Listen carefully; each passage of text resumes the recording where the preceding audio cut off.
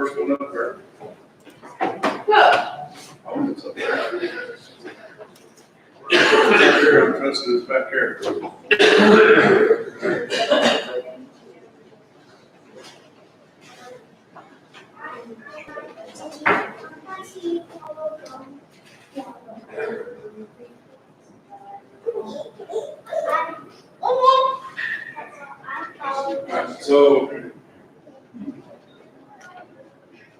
So we're starting with the churches of Galatia. It's interesting the way Paul addresses his letter to the Galatians, in that it reveals that it's not just one church, but churches. And he starts out with this point, Paul, an apostle, not from men, nor through men, but through Jesus Christ and God the Father who raised him from the dead, and all the brethren who are with me, to the churches of Galatia. It's good to identify who you're going to talk about. And if you might, later on we'll get into that way he addresses it. The churches of Galatia, there we go. If you look up there, you see Galatia, there at that point there. I'm not sure if y'all can read the cities that well, so here you go. If you follow that blue line, that's what's considered Paul's first missionary journey, and Paul and Barnabas. And as they come through Pamphylia, they go to Antioch and Pisidia, and then to Iconium, then to Lystra, then to Derbe. And then that kind of yellow line is when they go back through all those. Now, there is no evidence of any other churches being in Galatia. And I bring that up because if you start looking, a lot of people will try to say the letter to the Galatians is written to churches in the north. And change date. Others will put it to these churches here.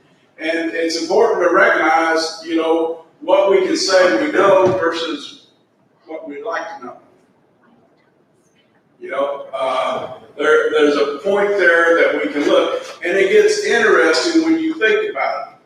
There were a lot of problems in building church. This is a picture that is supposed to be the ruins of Antioch and Pisidia. And this is where Paul points in Acts 13, verses 13 to 15. Now, when Paul and his party set sail from Paphos, they came to Perga in Pamphylia, and John, departing from them, returned to Jerusalem. But when they departed from Perga, they came to Antioch and Pisidia, and went into the synagogue on the Sabbath day and sat down. And others working, and y'all just gonna have to bear with me. I can't read that. It looked better on the computer back here. And after reading of the law of the prophets, the rulers of the synagogue went to them, saying, Men and brethren, if you have any word of exhortation for the people, say on. And at that point, Paul gets up and he starts preaching. And he starts out through most of the rest of that chapter, starting all the way back to Moses. And going through and laying the groundwork to where it was leading up to the Messiah. And what is interesting, the Jews were kind of, okay, we'll hear you a little more. But the proselytes and the Gentiles, they said, hey, you got to come back next week. We want to hear more. We really do want to hear more. And the more they heard, the more they liked it, the more the Gentiles liked it, the less the Jews liked it. Because he was preaching that Judaism was in the past. And that becomes a big problem. And they pushed him. They pushed him out. They ran him out.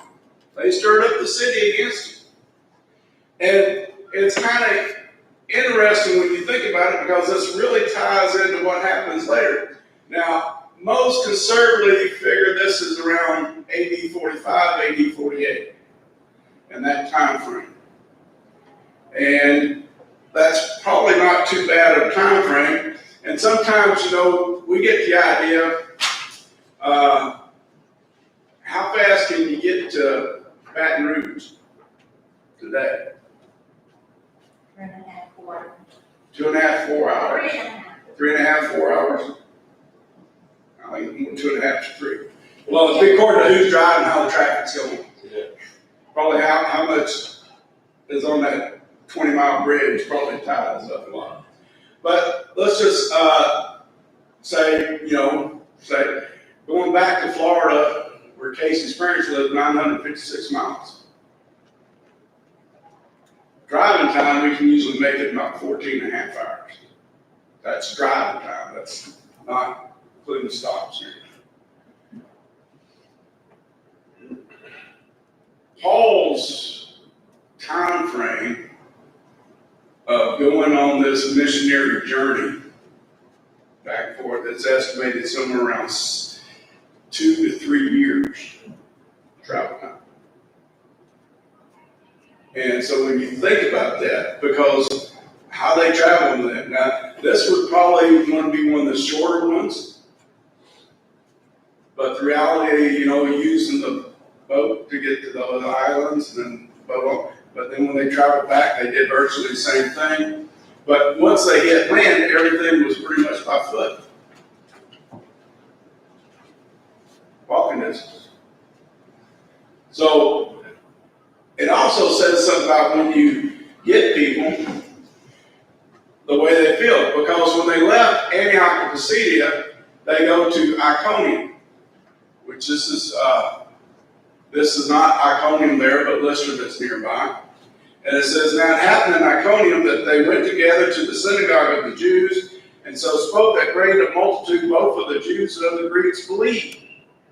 But unbelieving Jews stirred up the Gentiles and poisoned their minds against the brethren. Therefore they stayed there a long time, speaking boldly in the Lord, who was bearing witness to the word of his grace, bringing signs and wonders to be done by their hands. This, when they first landed in Pergamum, they had this guy a Jew doing witchcraft, sorcery type thing. And Paul, when the leader asked him, Paul caused him to go blind because he was blaspheming against Paul. A lot was said for the miracles. A lot was said for the Greeks.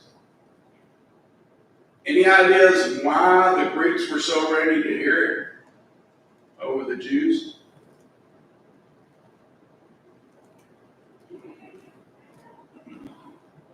Used to hear new stuff all the time. Used to hear new stuff all the time, but they were willing to obey it. If you go back to the history of Acts, it's almost like they get a few Jews, but then a whole bunch of Greeks. And these Greeks were in the synagogues, or if there wasn't room for the men, they were outside listening. In Matthew 23, Jesus in his,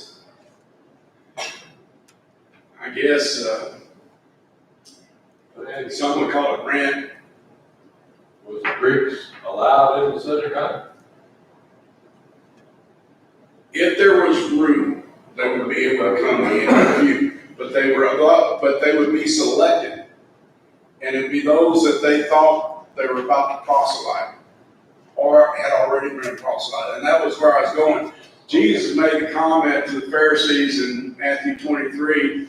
You search the world over for a proselyte, and when you have found him, you make him twice the son of hell as yourselves. See, those Pharisees, we look at them being so legalistic and wanting to hold people down. Even when they had proselyte somebody, that's what they did. They made them go through everything. They had to circumcise, they had to become part of the law, they had to make these signs. And even when they did all that, the way they came across was they still weren't good enough. They still weren't good enough. They still weren't a Jew. They still weren't a Jew. And we'll look at something here in a little bit that tells us about the way the Jews thought about Greeks and even women and slaves. But Al, back to you had your lesson Sunday night. it's the same thing today. We talk about mission work and things like that. The Jews had a large percentage of the truth, but yet they become angry whenever their apostles try to preach to them a more correct truth. But the Gentiles, who were pagan, were willing to accept Christ and put him on. And it's the same way today in mission work. If you've got somebody that's got some Christian learning, they become angry with you whenever you try to correct them or point them in a more perfect way. But yet those who have not had the experience of who Jesus was and what he did are very anxious to accept him. And know, and you know that you said it, Don, and that's true. And there's often those who have been misled but are questioning the misleading. Friends that I know that go to the western part of Ghana, they run into a lot of that in some of these places where they've been taught false doctrine, and they don't have Bibles there. So when they bring in Bibles and they show them Bibles and they give them Bibles, they start seeing the truth. And it starts making a whole big difference. And it's that willingness of heart, especially the Ghanaians on the western part, kind of question why those other religions won't bring them Bibles. Kind of like, what are you hiding from us? And that's the same thing, I think, with these proselytic Greeks and those that were with. Here they are, they're telling how many hoops they have to jump through, how many things they have to do. And yet here's Paul coming and preaching Jesus and saying, all you got to do is repent and obey.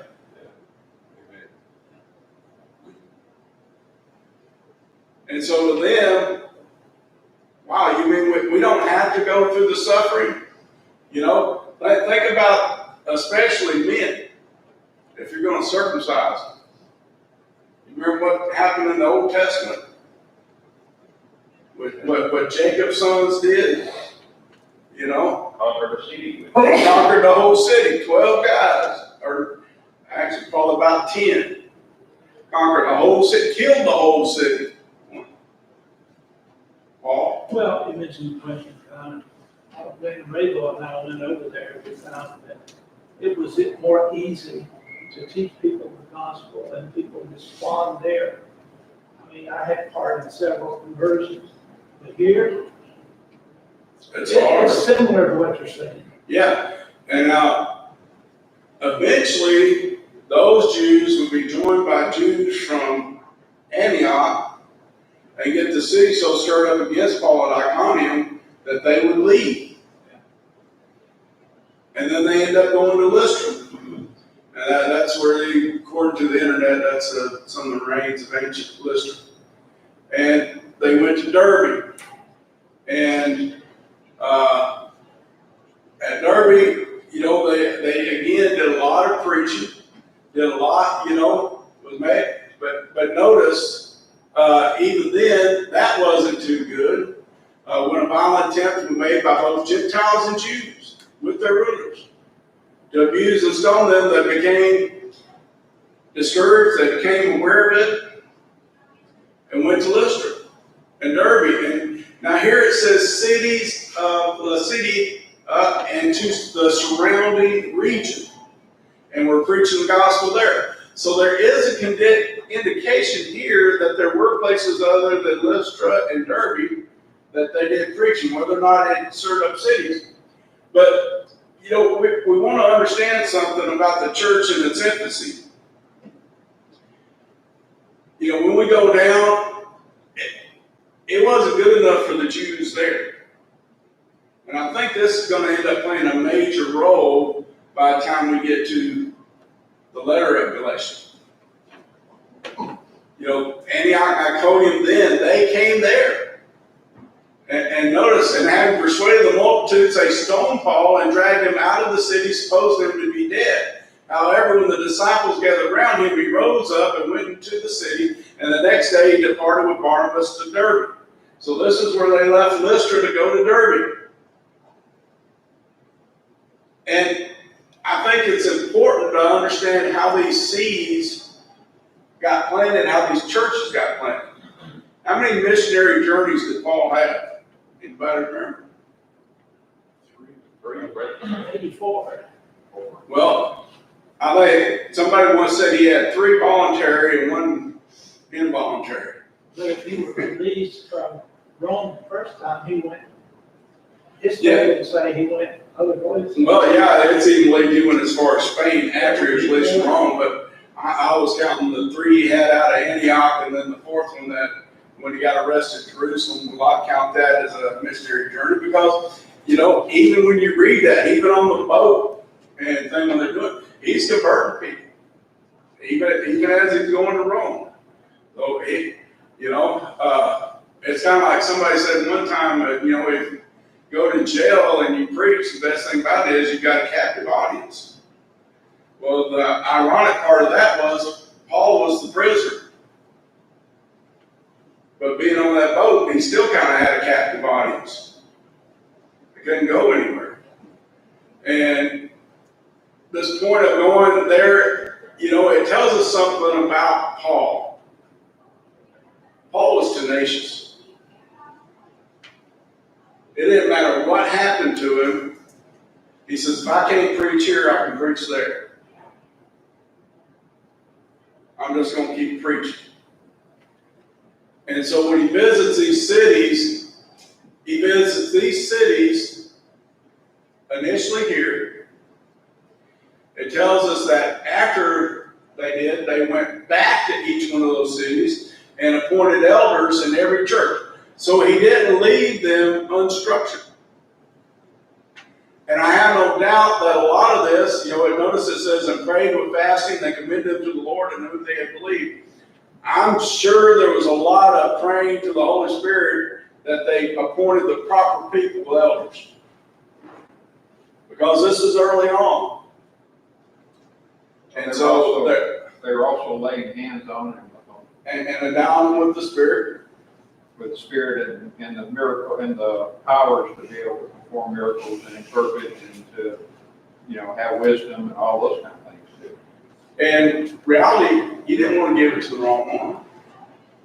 So I'm sure there's a lot of praying and fasting. In fact, somebody said something, and I said, I often wondered if some of the people that the apostles laid the hands on didn't get it in.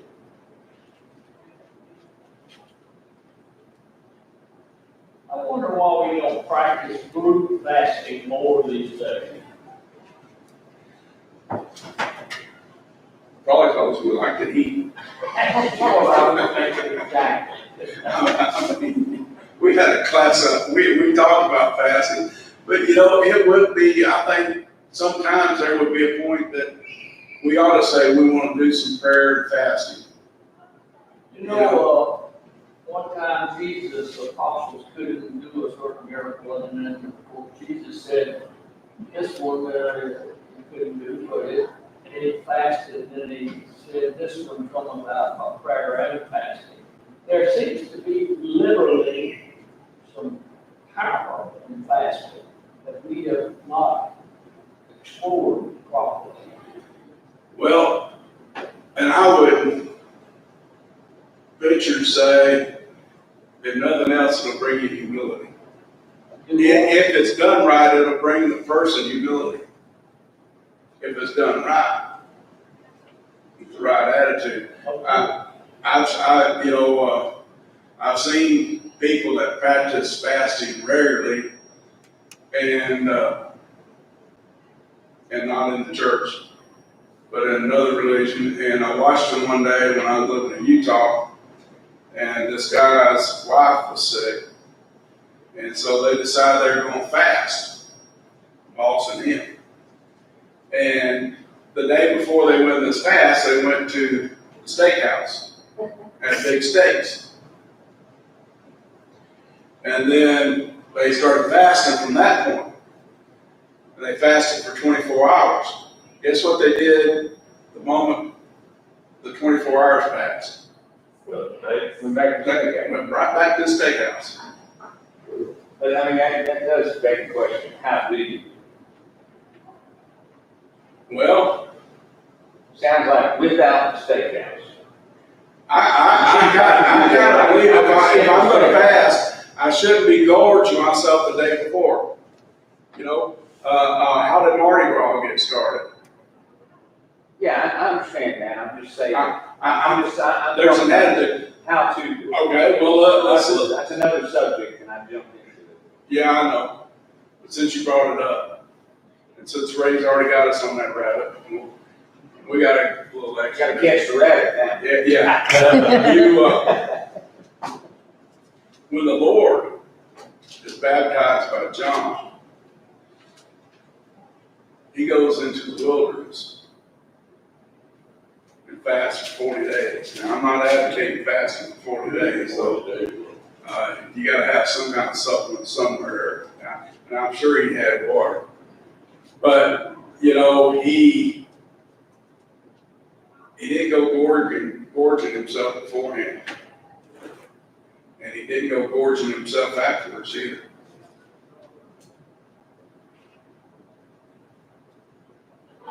So I think if we do it the right, in an attitude of humility, we're going to just pick ourselves back up.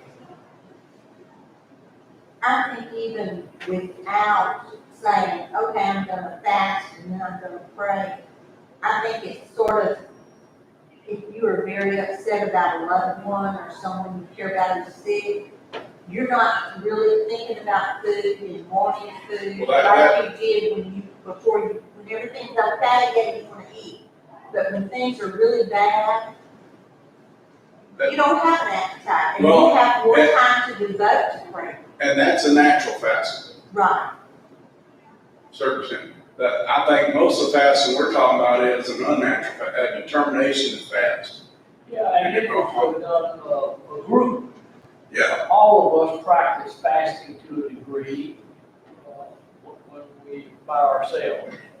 But, you know, as a group, I don't ever remember us saying, all right, we're gonna all fast Thursday.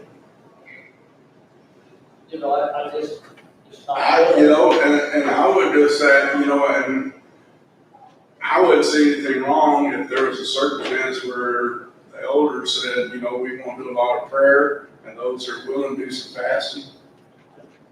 Okay, I concur with you. I don't think that, and that puts it on the individual. There's some people, you know, if they totally went on a fast, would probably be jeopardizing their health.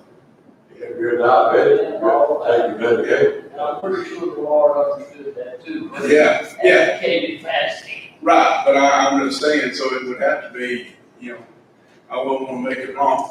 Anyway, getting back, you see that white line up there? That is Paul's initial first, according to this map, missionary journey.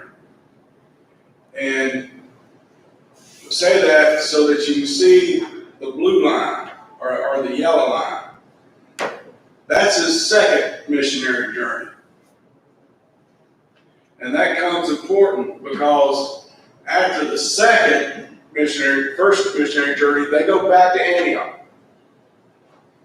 And it's where they find these men from Judea that are teaching that unless you are circumcised according to the law of Moses, you can't be saved.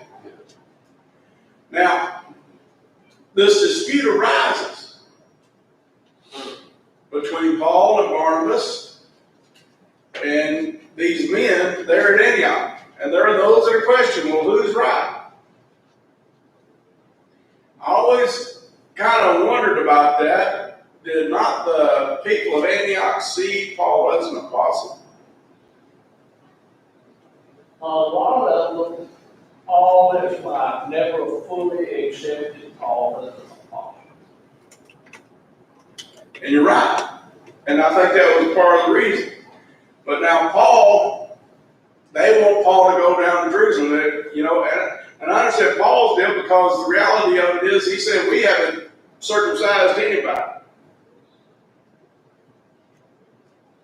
You don't need to circumcise anybody. They don't have to be circumcised. And most agree that when they go down, chapter 15 tells us, to Jerusalem, they meet with Peter and James and John and the elders, and we see those three mentioned. After Paul speaks, Peter speaks, James speaks, and they all agree that there'd be one thing done. Now, Paul, when he's writing to the Galatians, the church of Galatia, addresses this and puts this about 14 years after his conversion that he went to Jerusalem. And so kind of puts that point of where he leaves Jerusalem, goes and does his first missionary journey, and coming back to be about 14 years. And notice he went up again to Jerusalem with Barnabas and also took Titus with me. And when I went up by revelation and communicated to them the gospel which I preached among the Gentiles, but privately to those who were reputationless by any means, I've not run or had run in vain. What is he talking about there? He's like, this stuff came out of Jerusalem. I went to those who seemed to be pillars, but I went in privately. Because basically, if they didn't agree with me, then I made a mistake in coming there. He didn't go there to make a scene. He went there to get it correct. Right, he didn't go there to make a scene, and he also didn't go there for them to tell him which way it was going to be. Yeah. Went there. When you read it, it looks like they even had that private meeting that he's alluding to right here before they had kind of a general meeting. Yeah. And then from the general meeting, we got the letter. Yeah, and you get the letter that he takes back, and that's interesting because that's the point. And when they get done, you see this here, this yellow line is the second missionary journey. I believe it's yeah. And you notice he goes back to Antioch, and then goes up through the northern, through Tarsus, and goes to Lystra, Iconium, and Antioch. He's hitting those churches again. And it's important. And notice, this is after him and Barnabas had this big dissension over John Mark. And it's after that they go back. And notice what it says here when they're headed toward Philippi.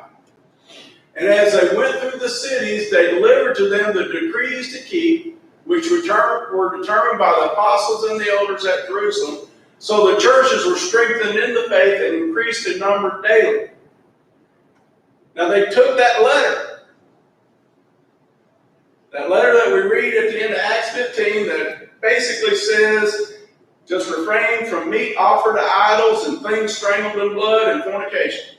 That was it. The Judaizers were killing the church. They were. And this letter took relief of it.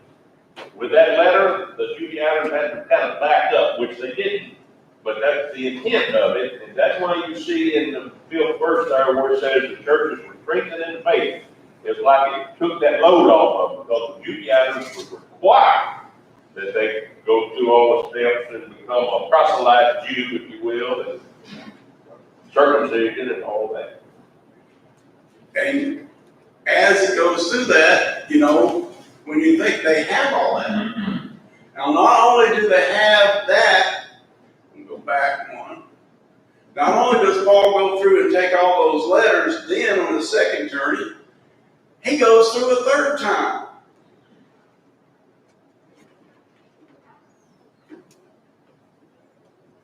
Now most believe that the letter to the Galatians was written around AD 58, somewhere in that time frame, and was written from his second or third visit to Corinth.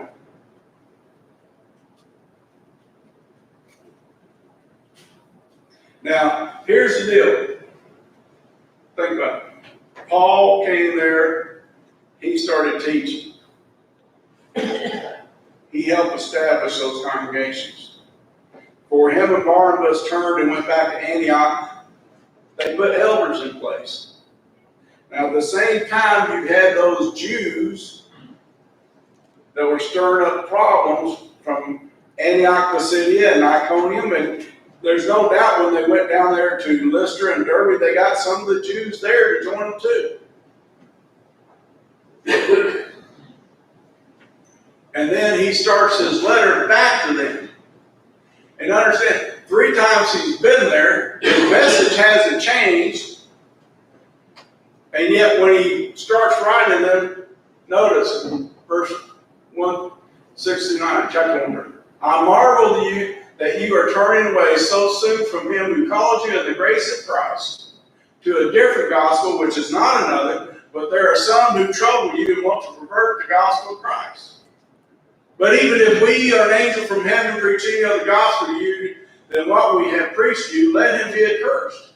As we have said before, so now I say again, if anyone preaches any other gospel to you than what you have received, let him be accursed. What happened?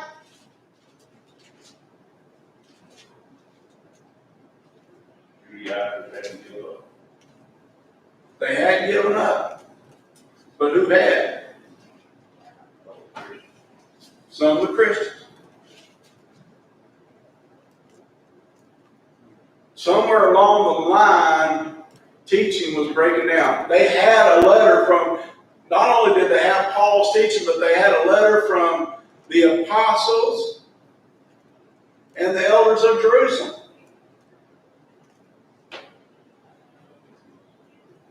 And here they are, believe what Paul had taught against them. Let me ask this question. Why would Jews who had been converted, along with proselyted Gentiles, not be willing to accept that? Traditions die hard. Traditions die hard. Pride and abandon. And they could lord it over the Gentiles in a little bit of a way, and saying that, okay, this God that you're just now starting to worship, we have been worshiping for 100 generations. We know who he is. You need to listen to us. And you're right. But also, what would it do to the Jews that had listened but wasn't willing to convert because of the Gentiles? Oh, if we can hold on to our heritage, if we can hold on to our status above the Gentiles, this ain't so bad. So it's almost like a compromise to get more Jews into the faith. Do we see that happen sometimes today? Let a little truth go to run the numbers up. Yeah. But look at the consequences of letting a little truth go. Paul says, let them be what? Accursed. Who wants to be accursed on judgment day? That's the point. That's what Paul's bringing back. You need to understand. And there was that question that these Judaizers had realized they started to do and bring up. Paul wasn't one of the 12. He wasn't. He didn't study with Jesus. He wasn't traveling with Jesus. He's not a real apostle. So that's what he goes back up there. What does he do? When he starts out the letter, he says, "I'm an apostle, not of men, but of Jesus Christ. My apostleship is true." And remember the time he had to fuss at Peter, who was an apostle, about this very problem. And he brings it up in that letter. So while you're listening to these Judaizers that probably point to the other apostles, think about what Peter did at Antioch, and I withstood him to the face. And he's trying to get across them the point that they don't need to be following this stuff. They need to be listening, and they need to think about how they're going to react. It always struck me easy, or not easily, it kind of struck me strange until I found out. In Galatians chapter 3 and verse 28, Paul makes a statement. There is neither Jew nor Greek, there is neither slave nor free, there is neither male nor female, for you're all one in Christ. Why does he say it like that?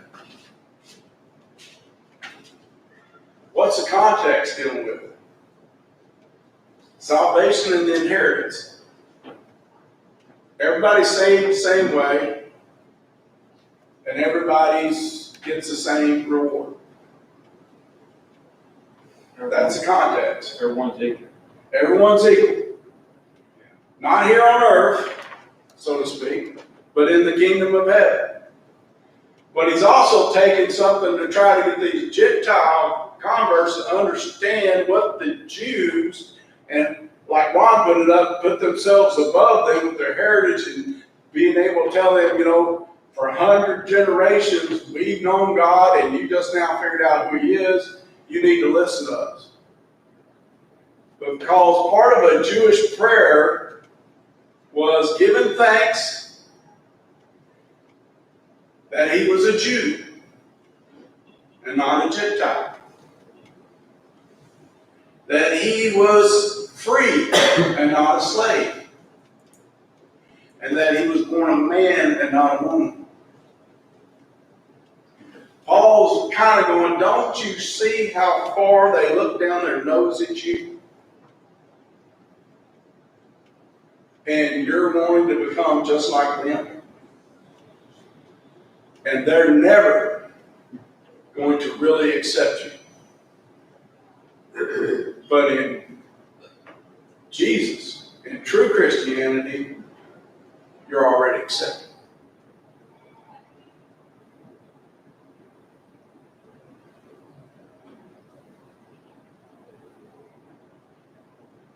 And yet, You said they had 100 generations. They had 100 generations of thinking they were better than everybody. that's it. From the time they were born, they were taught they were better than everybody. Yeah. They were God's chosen people. God's chosen people. Whether they followed God or not, they still consider themselves God's chosen people. In fact, that was one part. We're God's chosen people, so it doesn't matter what we do. He's always going to keep us around. But they didn't understand what it meant to be God's chosen people. You can imagine one of them saying, if you want your God to be our God, then you have to become like a Jew first. Yeah. That's what they did. Yeah. That's exactly what they did. And it caused a lot of problems. And I like this point that Paul makes. Indeed, Paul, say to you that if you become uncircumcised, Christ will profit you nothing. And I testify again to every man who becomes circumcised that he is a debtor to keep the whole law. You have become estranged from Christ. You who attempt to be justified by law, you have fallen from grace. Now, obviously, Paul is talking about the law, keeping the law, not the law of Christ. He's talking about the law of Moses or some other law that is contrary to the will of God. And it reminds us that just because you are saved today doesn't mean you can't fall from your salvation tomorrow. And what he's trying to tell these Galatians is, this is what is happening to you. Jesus prayed for unity. He prayed, he talked about others other than Jews come into the kingdom. The Old Testament speaks of the nations coming in, being part of God's kingdom or people. But the Jews were so, like you've been saying, that they didn't see it or didn't want to. There are a lot of things they miss. But as you read Paul and what others are preaching, they quote these passages about the Gentiles. Right? I think personally, There is no article before the law, justified by law. You become estranged from Christ. That same checklist mentality would carry on whether it was the whole law or the law of Christ. If all you have is a checklist mentality, and I'm gonna go through here and I'm gonna underline in red every commandment, every example, every necessary inference that I can find. If I seek to be justified by checking off all of those, I'm gonna fall from grace. And that's true, and that's why I said that, not just by the law, but any law that's contrary to the will of God. Because in reality, if you're not keeping God's will simply because you want to be pleasing to God, and you're keeping it because it's a law, then you're no different from the Jew. Correct. Yeah, we didn't just trade one law for another. No, but we're not like those who, just a second, we're also not like those who think, well, it's grace, so we're not bound by any law. Larry. I don't want to get off on a deep subject. Studying the book of James, I have trouble with his, chapter 4, about him telling the people to keep the law. I can read it to you what it's saying, but I don't understand that. Why would you be under the law? He's supposed to be talking to Christians or talking to all the people. But what is James saying? Here's what he said. Brothers, do not be afraid. Do not slander one another. Anyone who speaks against his brothers or judges has speaks against the law and judges it. When you judge the law, you are not keeping it. And then it goes on about setting into judgment on it. That's a chapter 20. Doesn't he say something about the perfect law of liberty in that context? Reading on, it says there's only one lawgiver and one judge. The one who is able to save and destroy, but you are judge yourself, do not judge your neighbor. That's what it says. But I don't understand why would he say the law? Is he talking about the Mosaic law? The Bible speaks to the two laws. Well, anyway, let's go ahead with your list. We'll get into that now. Maybe I'll read it. Well, when James is writing that, and he's talking about people judging one another, he's not saying taking the law and judging. He's talking about taking people who are keeping the law and judging them on the law. And he's also talking about the law of liberty, the perfect law of liberty, he calls it. He's talking about the law of Christ. Well, that's good. That's what he's talking about. That's what he's talking about. Well, I didn't find it. In fact, when he gets there, he starts out way back, the context goes way back up to verse 7. Yeah.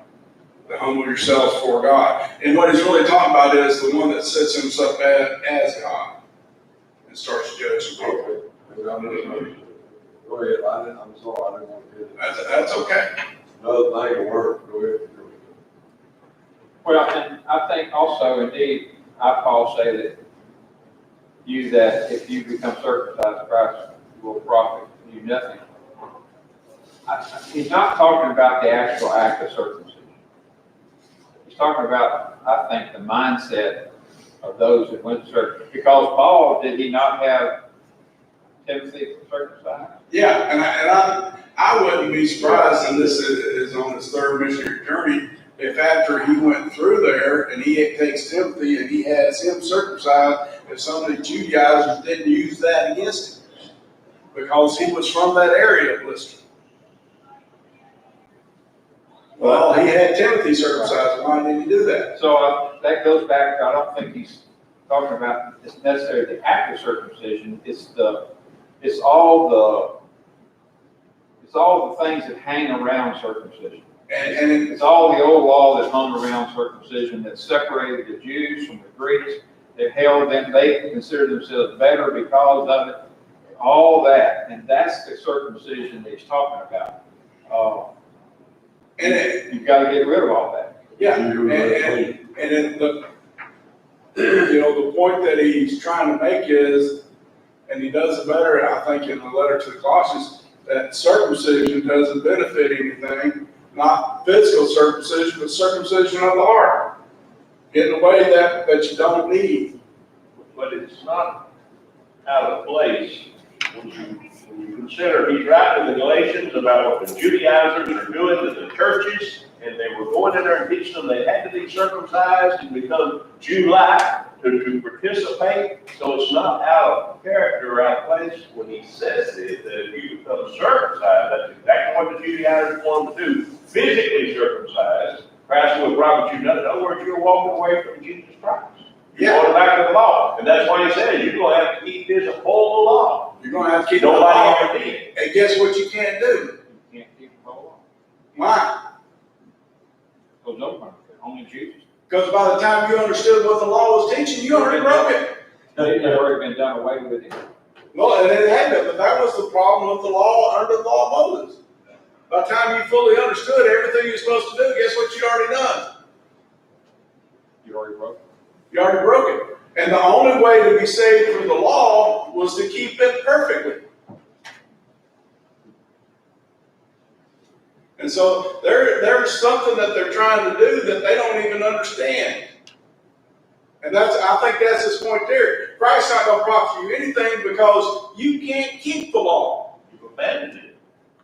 And you've abandoned him and went back to a law that's impossible to keep, and so your salvation is gone. You left the law of Christ to go back to the law of Moses. That's what you've done. And here's an interesting thing, or I think it's interesting. We really have no records on how long the church's Galatia lasts. And when you open up the book of Revelation, who's it addressed to? Well, the churches, Seven churches, I think. 7 churches of Asia. It says these 7 churches of Asia. It's not Galatia, part of Asia Minor. It makes me wonder. Did they even last to the turn of the century? There wasn't any of them that were included in those 7 churches. No, they weren't to be, and I understand that, and I think that's the point. Those were the 7 churches here where John was, Patmos, and everything. But it always made me wonder, because we don't have any real idea how long those churches lasted. And I don't think that was all the churches. But the scripture itself is an example of all churches. Yeah, and it is addressing all the churches, but you kind of wonder, you know, and I know the Lord's intent is you only need to know about these 7. But, you know, we know the church at Jerusalem was gone by 87.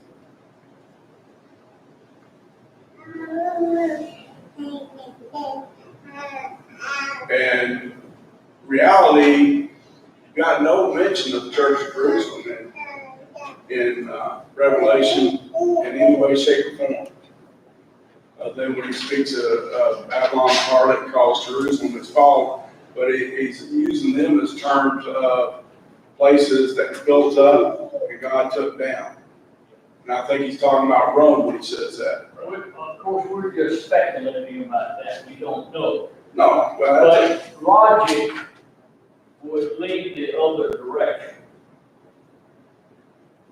John picked those 7 churches out because they were right there in his vicinity, and he had been living there, working there with those, and now all that little group right there. It does not stand for logic that other churches would exist all over. Or would not exist. I think they did exist. I'm just saying, in fact, I would almost say the church at Rome was still in existence. I don't think so. And probably Corinth and Philippi. In fact, we know Corinth was in existence up and into the 2nd and almost 3rd century as far as we know, because Irenaeus wrote letters to the church of Corinth, warning them, quoting the letters Paul wrote to Corinth, that, you know, here's what you've gone back into, and you were counseled by Paul to come out of this. But we've got nothing like that on Galatia. And the point I want to make as we finish up is, if there had been people there steadily teaching, steadily teaching against the Judaizers. It'd been a little harder to come in. And it's just a constant reminder that we can't take anything for granted. You know, when we look at our young people, can we take it for granted that they know what baptism really means? Or that why we worship the way we worship?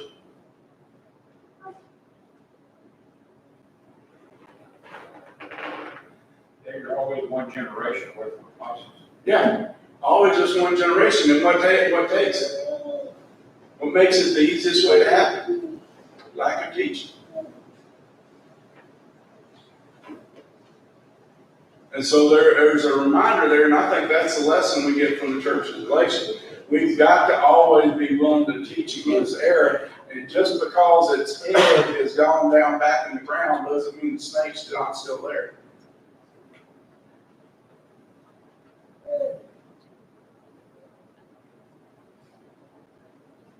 Because we can all fall away. And even though this generation may be grounded firm, what do we leave the next generation? If there's anyone that needs prayer or anything, we'd ask you to come while we stand while we sing.